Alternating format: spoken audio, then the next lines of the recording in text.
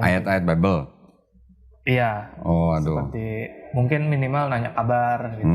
Terus tapi disisipkan ayat. Iya, seolah-olah tuh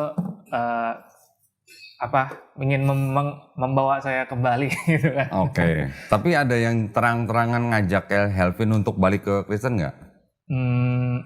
Ya ada juga sih mungkin. Terang-terangan. Ya, Ayo Pin balik, nanti gua kasih 2 miliar gitu, ada nggak? Oh enggak sih, belum sih, Enggak belum sampai 2 miliar. situ. Cuman lebih ke ngasih pandangan. Ya. Oke. Dalam Kristen Islam tuh begini gitu loh. Oh, ngasih pandangan negatif maksudnya ke Islam? Ya semacam ini kebenaran Kristen ini loh gitu. Kamu belum mengerti aja gitu. Oke. Terus hatimu telah ditutupi sehingga nggak bisa melihat kasih Kristus. Wih, kamu sudah meninggalkan Yesus gitu ya? Iya, saya dituduh antikristus gitu. Antikristus. Antikristus. Ya. Terus apa lagi? Banyak sih. Banyak. Ada pendeta yang ini kontak Helvin buat balik lagi gereja gitu.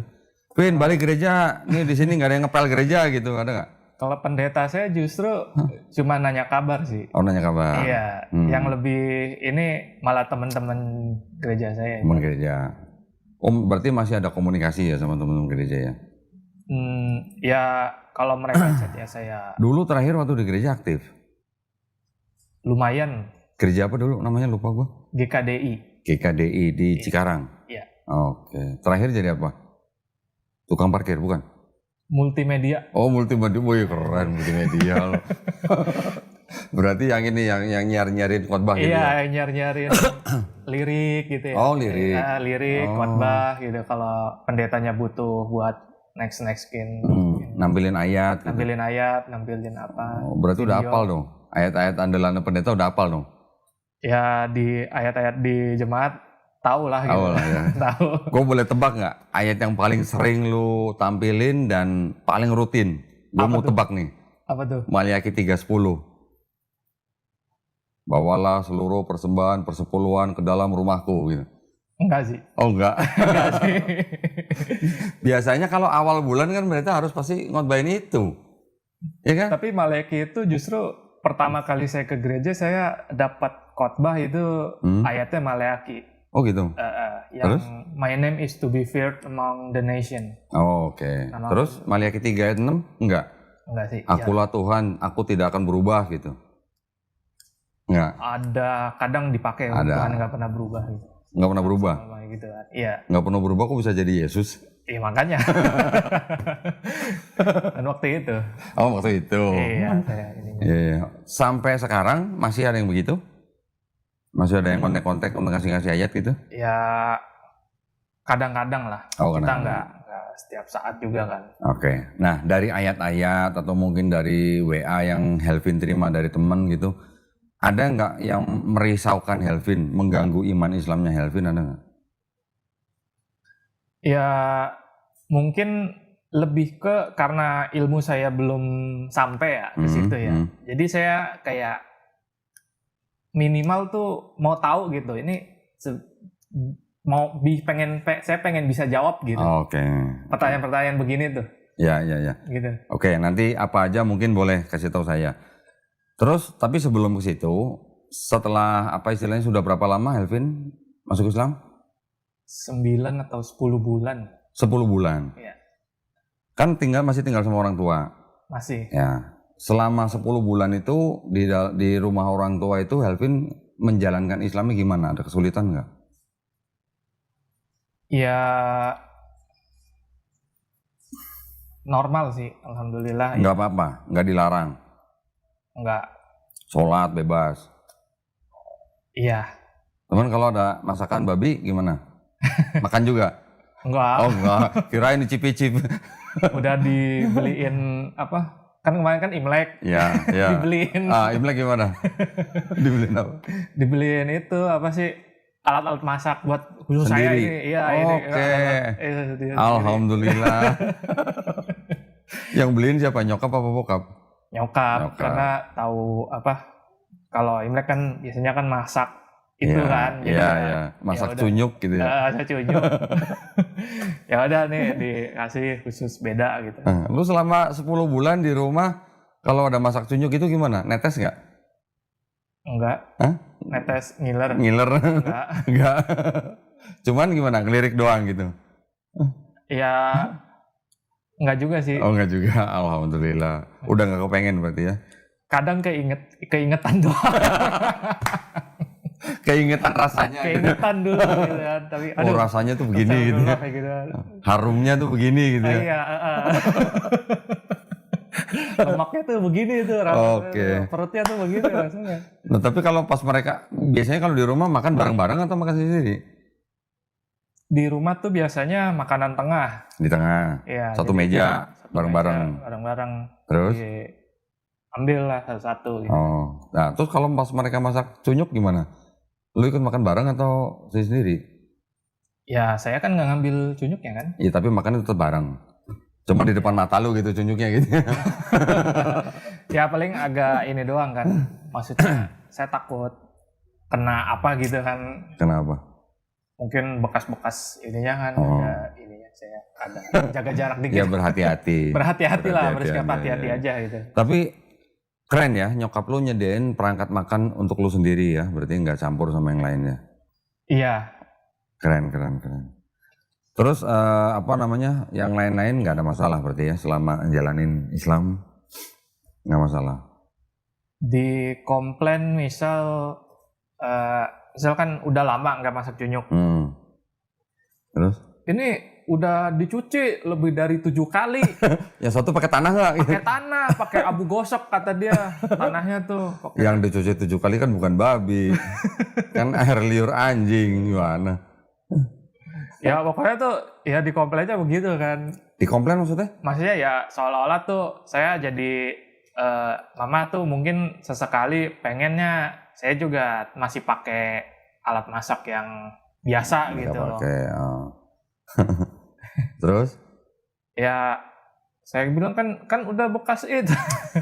Udah dicuci berapa gitu. kali, ratusan kali. Oke. Pakai tanah abu gosok tuh dipakai. Pakai lumpur harusnya. Iya. Selama di 10 bulan di rumah orang tua itu apa namanya, Helvin ngerasa nggak bahwa Helvin jadi orang yang lebih baik dari sebelumnya? Ada sisi yang mungkin lebih baik, ada juga mungkin sisi yang naik Lebih turun jelek. lah. Gimana ceritanya jadi lebih jelek? Bisa kasih contoh nggak yang lebih baik seperti apa? Yang lebih baik itu Misalnya lu lebih merhatiin nyokap gitu. Apa lu lebih cuek ternyata gitu. Gimana? merasa lebih ini aja ya, lebih mendingan gitu. Maksudnya Ya mendingannya gimana? ya mendingan gitu. Contohnya gimana? Contohnya dari belajar sholat. Kemarin kan Ramadan, puasa. Ya.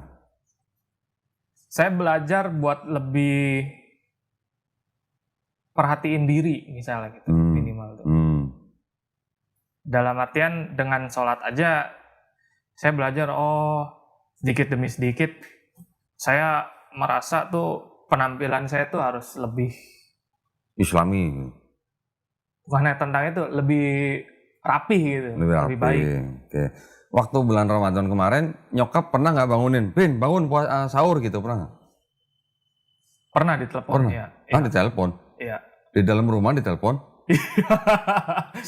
Serumah ngebangunin pakai telepon gitu? Iya, kayaknya dia males Ke keluar kamar? gitu kan. Iya, males keluar kamar terus ke kamar saya gitu kan. Oh, Karena mungkin kamar lu berantakan? rumah orang Cina gitu ya. Apa sih? Gede? Ya panjang gitu, banyak Iya. pintunya. Oh banyak pintunya. Males jalannya gitu. Ada bangunin anak pakai handphone. Sering atau sekali doang? Sayanya juga kalau tidur tuh dikunci sebenarnya. Iya. Ya kalau kunci kan tinggal gedor aja. Iya, ya mungkin ya makanya di situ mungkin. Malas gedor jadi handphone dan telepon aja gitu. Iya, telepon aja. Sering atau cuma sekali doang? Sesekali. Sekali. Tapi emang rata-rata ya saya Nah, harus bangun sendiri. oke. Nah terus selama Ramadan gitu nyokap lu masak sahur nggak atau lu beli sendiri? Beli, Oh beli, Iya. banyak kan beli. Oke. disediain gitu. Ya. Tapi alhamdulillah ya, artinya keluarga lu nggak yang bagaimana menolak, apalagi sampai ngusir gitu kan enggak kan? Alhamdulillah. Alhamdulillah. Artinya lu juga boleh sholat dan segala macam nggak dilarang gitu kan? Iya. Ya. Karena ada mualaf-mualaf yang karena orang tuanya saking menentangnya, jadi si mualaf jadi sampai nggak berani sholat di rumah gitu, Ada. ya kan? Quran diumpetin, sajadah diumpetin, macam-macam, mukena diumpetin gitu-gitu. Ya alhamdulillah, berarti ya Helvin termasuk yang nggak terlalu berat lah ya gitu ya. Iya, sekedar beda pendapat. Sekedar beda pendapat. Iya, kadang tuh. Kayak misal kemarin. Kemarin tuh apa ya? Jumat Agung. Gitu ya. Kayak Mama tuh minta anterin ke ini kan, Ke gereja. sekalian jalan-jalan gitu, nganterin jalan-jalan makan malam gitu kan. Ya udah sekalian gitu, sekalian jalan-jalan makan malam saya anterin, tapi saya nggak mau masuk. Masuk mana? Nggak mau masuk ke ini, ke tempat ibadahnya gitu. Gereja. Kan. Iya. Oh, diajak ke gereja maksudnya? Iya, padahal kata mama nggak apa-apa masuk aja. Terus? Ya kita bukannya nggak ini kan gitu, cuman kita nggak ini, malah takutnya malah aneh. Ya. Kita duduk sebelah kita pada doa, pada apa gitu kan, pada nyanyi gitu. Kitanya udah nggak ini gitu. Ada suami istri waktu itu podcast di sini, istrinya udah masuk Islam, tapi belum ngomong sama suaminya. Ya. Ke gereja nih, karena takut ya dia ikut ke gereja kan. Di gereja suaminya ikut nyanyi, istrinya apa? Zikir di gereja.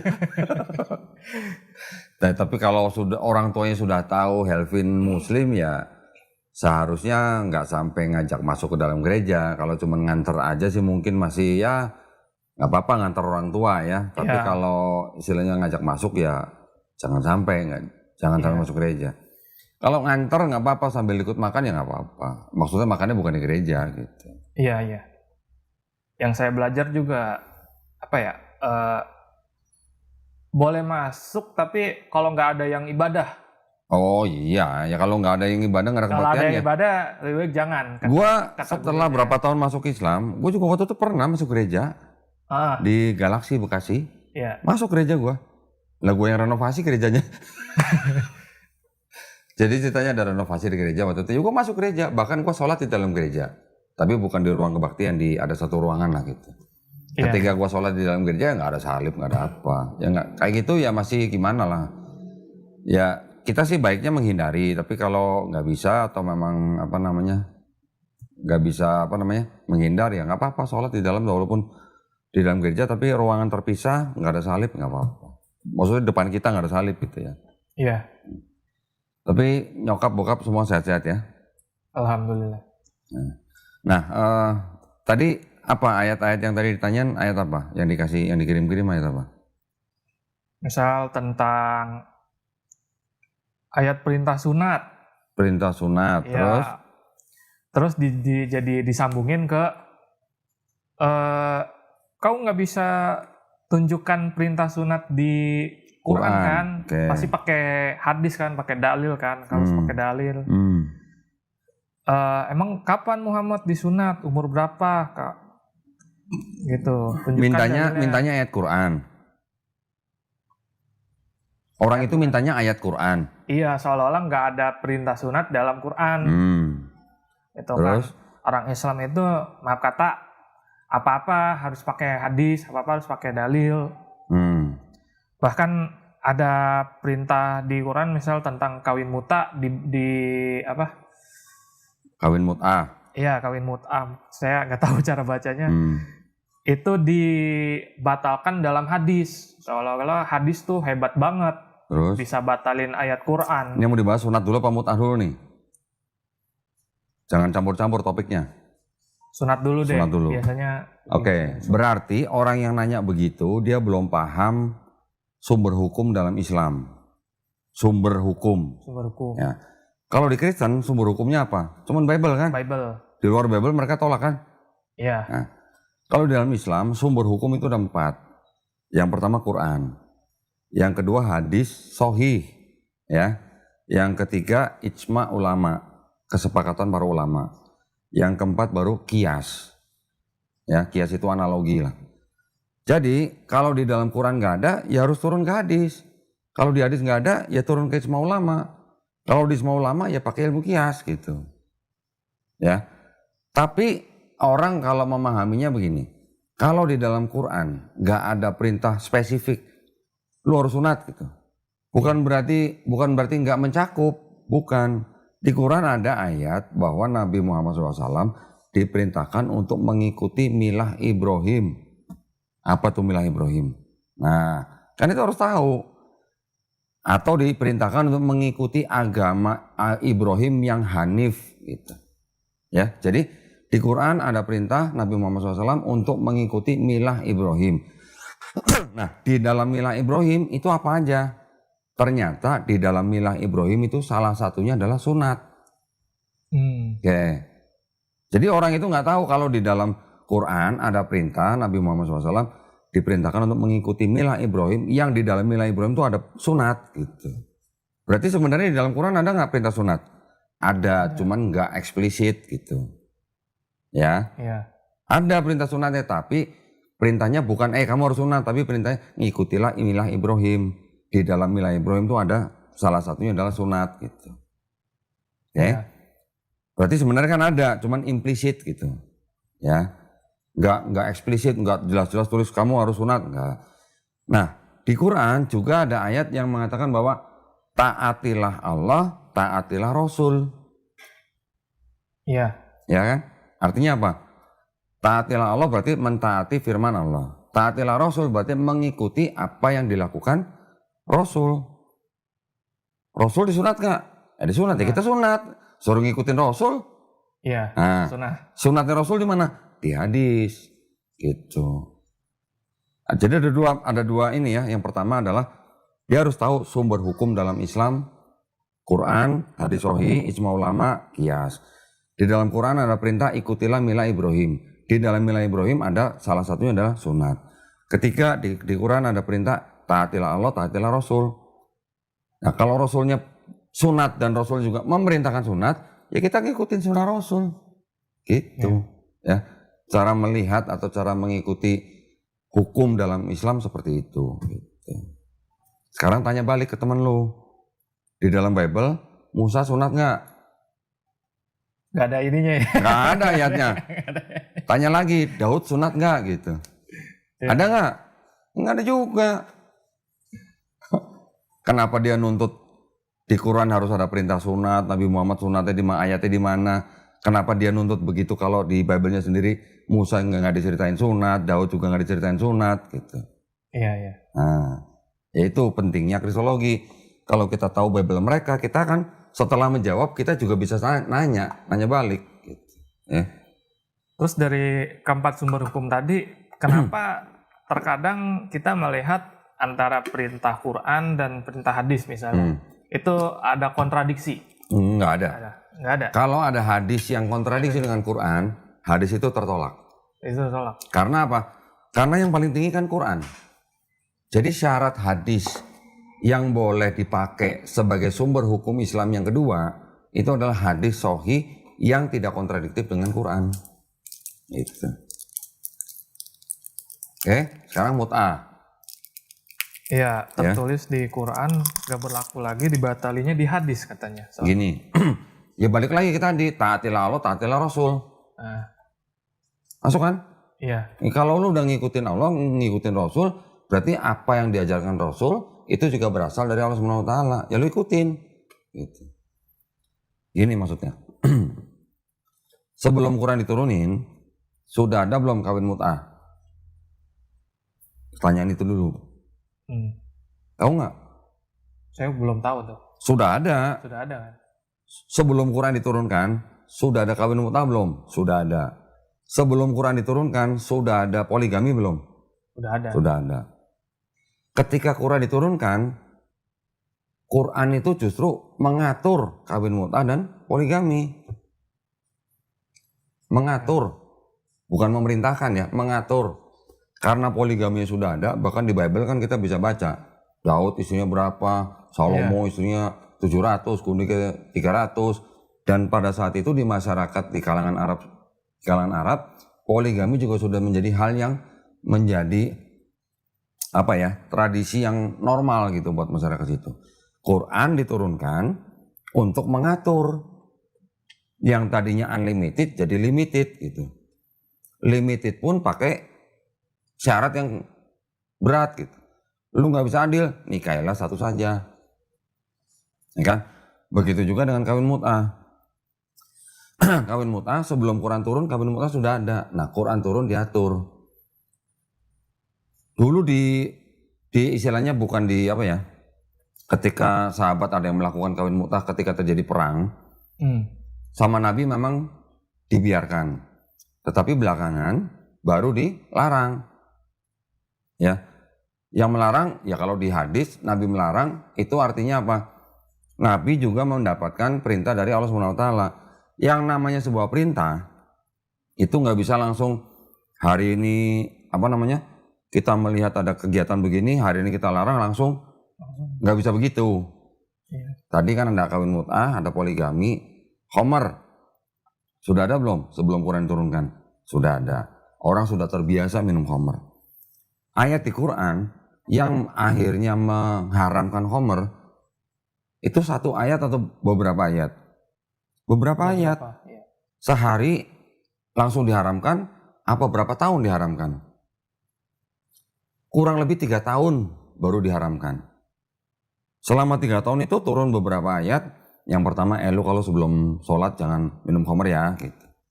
Sampai akhirnya khomer itu benar-benar diharamkan. Jadi sebuah pelarangan itu ada tahapannya gitu loh. Ya. Contoh lagi apa? Perbudakan. Sebelum Quran diturunkan sudah ada perbudakan belum? Banyak. Bahkan perbudakan itu sudah bisa dikatakan menjadi sendi-sendi perekonomian bangsa Arab pada waktu itu. Dan perbudakan tidak hanya di bangsa Arab tapi di bangsa-bangsa yang lain. Perbudakannya dihapuskan oleh Islam bertahap apa langsung pada saat itu? Bertahap kan? Ada yang dengan cara dibebaskan, seperti sahabat Abu Bakar membebaskan Bilal. Ada juga nanti berupa sanksi atau hukuman ketika ada orang melanggar sesuatu, hukumannya dengan membebaskan budak. Ya kan? Ada juga dengan pernikahan, budaknya dinikahi. Ketika dinikahi, anaknya hasil pernikahan itu tidak lagi menjadi budak. Kan lama-lama jadi hilang budaknya. Iya. Betul kan? Agama apa yang mempelopori penghapusan budak? Kalau bukan Islam. Abad 17, 18, bahkan 19, 20 aja di Amerika masih ada perbudakan kulit hitam. Iya kan? Iya. Nah, Islam udah dari abad berapa udah menghapuskan perbudakan gitu. Dan caranya juga pelan-pelan, nggak langsung blok hari ini diperintahkan, hari ini harus nggak boleh, enggak. Nah, begitu juga dengan kawin mut'ah. Ya. Jadi dia harus paham juga namanya penghapusan hukum itu di dalam, apalagi di dalam sebuah masyarakat yang sudah bahkan sudah menjadi sendi-sendi perekonomian, kalau langsung diharamkan bisa rusak malah sendi-sendi ekonominya. Tapi diatur dengan cara sedemikian rupa, yang tahu kan pasti Allah SWT. Dengan waktu sekian, akhirnya menjadi tidak boleh atau haram. Ketika sudah final menjadi haram, yang sendi-sendi ekonominya nggak rusak gitu loh. Diperbaikin dulu untuk berubah, untuk pindah, untuk migrasi. Yang tadinya budak itu sendi ekonomi, perlahan-lahan bermigrasi menjadi nggak boleh perbudakan. Gitu caranya Islam. Gitu. Baru paham. Jadi nggak cuman kawin mut'ah doang gitu yang dilarang secara bertahap. Ya, ada tadi poligami, khomer, perbudakan, itu semuanya diatur dalam nggak seperti membalikan telapak tangan begini, ada time plan-nya gitulah. Ya. Paham ya? Nanti lu jawab dengan cara yang sesingkat-singkatnya gitu. Apalagi? Sekarang dipertanyakan tafsir Qurtubi. Qurtubi, soal apa? soal surah Al-Ahzab. Quran surat Al-Ahzab. Oh, Zainab. Ya, Pernikahan 50. Zainab dengan Zainab. Salah satunya. Kan di situ juga ada ditulis katanya muslimah boleh memberikan dirinya kepada Nabi, kepada Rasulullah Terus, SAW. pertanyaannya apa? Buat apa ayat ini? Apa urusannya sama Allah? Kok urusannya sama Allah? Ceritanya tuh. Ya, Karena kan kesannya kan ini karena ini kan khususnya Nabi ya. Terus dari lihat ayat itu tuh seolah-olah tuh ini mah kelihatan banget kayak iniannya Nabi gitu buatannya. Nafsunya Nabi. Katanya kan. Oke. Sekarang gini. Kenapa ini saya mencoba memahami apa yang sudah ada di dalam tafsirnya Al-Qurtubi ya. Ini yang mana dulu nih? Yang perempuan-perempuan dulu atau yang Zainab dulu?